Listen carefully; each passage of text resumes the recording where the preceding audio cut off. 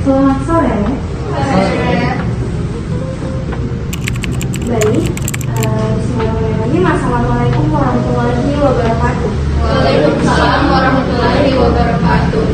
Hari ini hari Kamis, tanggal 21 November 2024, kita berkumpul di sini untuk melakukan pertemuan terkait koordinasi subkluster gizi untuk menangani bencana gempa yang terjadi di Provinsi Sanubari. Bisa tolong dijelaskan?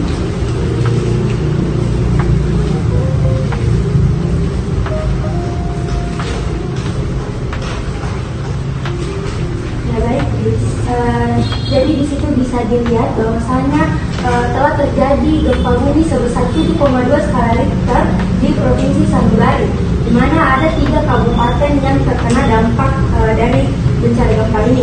Nah, di sini gubernur itu juga telah menetapkan status tanggap darurat selama 14 hari.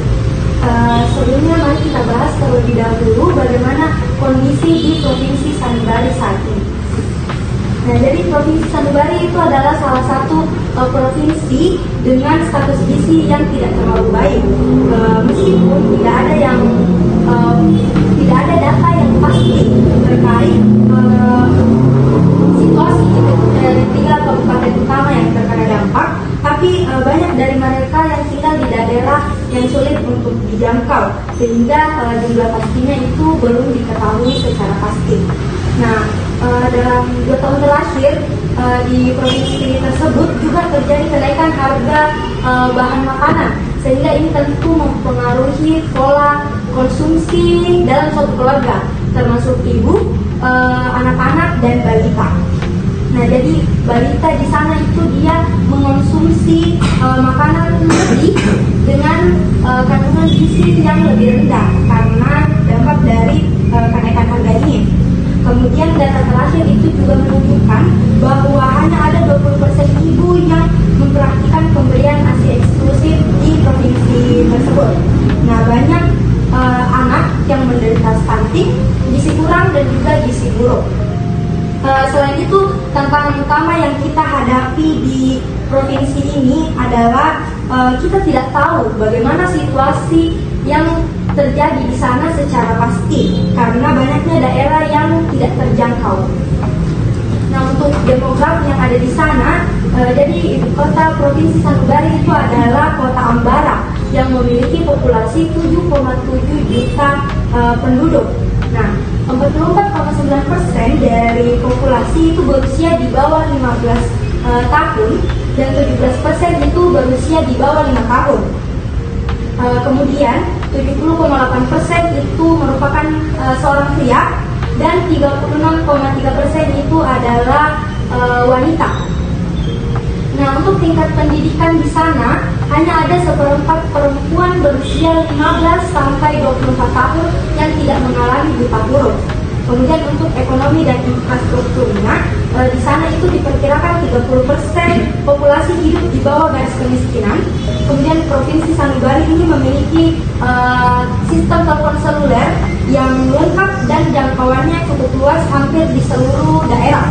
Kemudian jalan raya utama antar kabupaten itu dalam kondisi baik, namun kondisi jalan ke daerah lain itu dalam kondisi buruk. Kemudian akses ke kecamatan dan desa terpencil itu dihubungkan oleh jalan tanah yang kondisinya akan semakin buruk saat terjadi hujan. Untuk laporan kesehatan dari Provinsi Sanubari itu ada rasio dokter per 1000 penduduk ada 0,03%. Kemudian di antara anak-anak itu berusia 6 sampai 59 bulan, 21% itu menerima kapsul vitamin A sebanyak 1 kali dan hanya ada 9% anak yang menerima kapsul vitamin A sebanyak 2 kali dalam setahun. Kemudian 46% anak itu di bawah usia 1 tahun telah menerima vaksinasi campak. Dan yang terakhir itu Provinsi Sanubari ini merupakan wilayah endemik malaria. Nah, untuk masalah gizi yang terjadi di Provinsi Sanubari saat ini itu ada cakupan ASI eksklusif sebanyak 20%. Kemudian prevalensi anemia pada balita itu ada 57%. Prevalensi anemia pada wanita hamil ada 46,8%. Prevalensi anemia pada usia reproduksi ada 44,4%. Prevalensi gizi kurang ada 19%. Dan untuk prevalensi gizi buruk itu ada 6,3%. Nah, berdasarkan data laporan rutin terakhir dari 3 kabupaten yang terdampak, laporan status gizinya itu untuk di Kabupaten Ambara ada 16% anak yang terkena gizi kurang dan 5% terkena gizi buruk. Untuk di Kabupaten Saliwa itu 27% terkena gizi kurang dan 10,9% terkena gizi buruk. Dan yang terakhir itu di Kabupaten Rawang.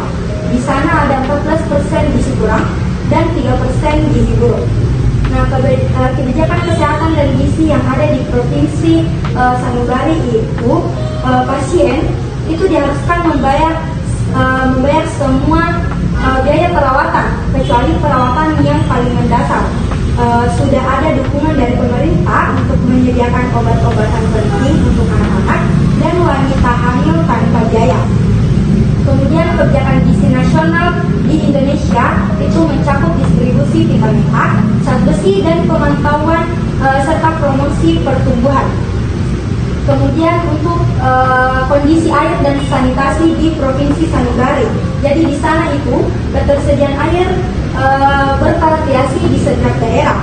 Nah, untuk daerah yang diketahui air itu tersedia sangat banyak, akan tetapi sangat sulit di daerah lainnya.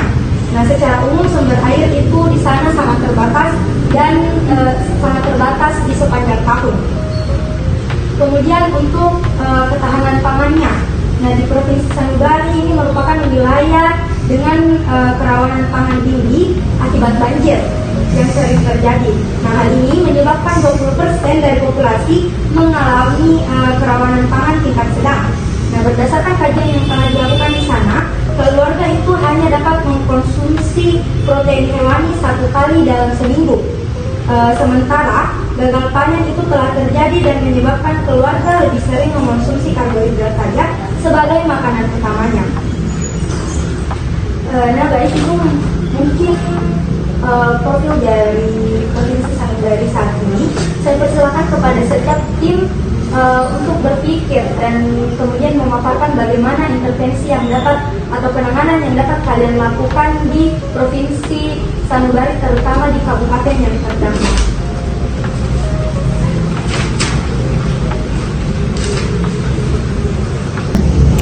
Baik, saya persilakan kepada setiap pihak untuk memaparkan bagaimana penanganan yang akan kalian lakukan di Provinsi Sanubari, terutama di 3 kabupaten terdampak. Baik, kami dari tim aksi cepat tepat dan SMU Umat ketika sampai di lokasi kejadian akan melakukan distribusi mother baby kit, dignity kit, dan hygienic kit, yaitu memberikan beberapa fasilitas kepada ibu yang telah melahirkan kepada anak dan fasilitas untuk kebersihan.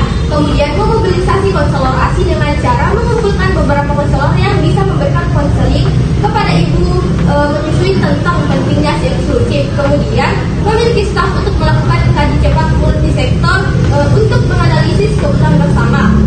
Selanjutnya, menyediakan pendamping teknis, dukungan dana dan bahan untuk pelaksanaan dapur MPASI, dan yang terakhir melaksanakan distribusi untuk bahan makanan.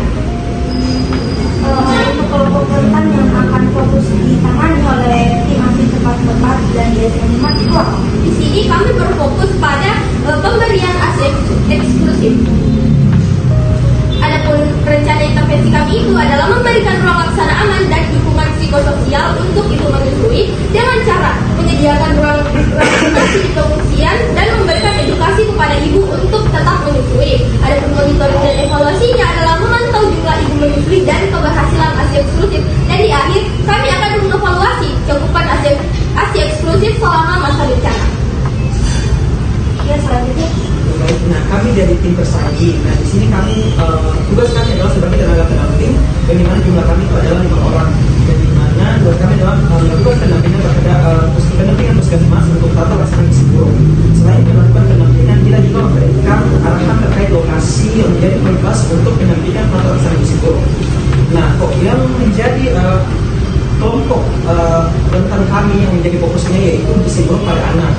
Nah, adapun rencana intervensinya yaitu pemberian makanan terapi khusus dan rujukan ke fasilitas kesehatan untuk kasus gizi buruk anak. Kemudian rencana kegiatannya yaitu pemberian makanan tambahan kemudian atau PMDT untuk anak dengan gizi buruk. Kemudian dilakukan rujukan ke pelayanan kesehatan dari kasus gizi buruk. Nah, adapun monitoringnya yaitu pemantauan berat badan, kemudian tinggi badannya dan status gizi anak. Nah, yang menjadi evaluasinya adalah apakah ada efektivitas yang dilakukan terhadap intervensi ini pada anak gizi buruk tersebut. Kami dari tim Universitas Sriwijaya dan Dokter Bencana di sini, kami akan melakukan kaji cepat yang di mana di sini kami akan mempersiapkan stok bahan makanan anak dan bayi yang dapat dimobilisasi. Kemudian mengutus 5 orang ahli gizi yang dapat melakukan pendampingan dapur ASI dan juga penanganan gizi buruk di puskesmas. Lalu di sini juga kami akan melakukan pembagian bubur bayi dan susu formula yang akan siap kami bagikan ke kamp pengungsian. Juga memiliki 50 relawan yang siap membantu untuk surveillance dan kaji cepat dampak bencana. Kemudian juga di sini kami akan melakukan diseminasi pesan kunci komunikasi risiko terkait pelayanan gizi kepada masyarakat. Untuk rencana monitoring dan evaluasinya di sini untuk gizi kurang kami akan melakukan pemberian makanan tambahan PMT dan edukasi gizi untuk korban bencana. Kemudian untuk rencana kegiatannya di sini distribusi PMT di posko pengungsian akan melakukan penyuluhan tentang kebutuhan gizi selama bencana. Untuk rencana monitoring dan rencana evaluasinya itu di sini kami melakukan pemantauan status gizi dengan pengukuran berat badan dan tinggi badan, lalu melakukan evaluasi perbaikan status gizi dan penurunan gizi kurang. Baik, kami dari tim Gerak Cepat Gizi Kemenkes akan membantu pengelolaan respon gizi di Provinsi Bali. Kemudian kami akan memberikan informasi bahwa Kemenkes sedang melakukan mobilitas PMT untuk ibu hamil sebanyak 2,81 ton dan PMT untuk balita sebanyak 3 ton. Kemudian rencana monitoring dan evaluasi kami akan berfokus pada 3 kelompok rentan. Yang pertama adalah anemia pada balita. Rencana intervensinya kami akan memberikan suplemen zat gizi dan menyediakan makanan kaya zat gizi. Kemudian untuk rencana kegiatan kami akan mendistribusikan suplemen zat gizi dan makanan tinggi zat gizi untuk balita di posko pengungsian. Kemudian untuk rencana monitoring sendiri kami akan membantu pemantauan kadar HB dan status kesehatan balita secara rutin. Kemudian rencana evaluasinya itu kami akan melakukan evaluasi penurunan prevalensi anemia pada balita. Kelompok kedua rentan yaitu anemia pada wanita hamil, yaitu rencana intervensinya kami akan memberikan suplemen tambah darah untuk ibu hamil. Kemudian rencana kegiatannya kami akan mendistribusikan TTD secara rutin dan menyediakan makanan zat gizi dan edukasi gizi khusus ibu hamil di posko pengungsian. Kemudian untuk rencana monitoring sendiri kami akan melakukan pemantauan kadar HB ibu hamil dan mencatat kondisi PPB-nya. Kemudian untuk rencana evaluasi kami akan melakukan evaluasi penurunan prevalensi anemia pada ibu hamil. Kelompok rentan yang ketiga itu anemia pada usia produktif atau produksi, yaitu kami akan melakukan rencana intervensi berupa memberikan kontribusi pada peningkatan pengetahuan melalui penyuluhan sebagai upaya efektif mengurangi anemia dan pembagian TTD. Kemudian rencana kegiatan kami akan melakukan kampanye pentingnya konsumsi TTD di distribusi TTD di pengungsian menyediakan makanan kaya zat gizi. Kemudian untuk rencana monitoringnya kami akan melakukan pre-test sebelum melakukan penyuluhan dan post-test setelah penyuluhan untuk melihat adanya perubahan nilai pengetahuan dan arah yang lebih tinggi. Kemudian untuk rencana evaluasi sendiri, kami akan melakukan evaluasi penurunan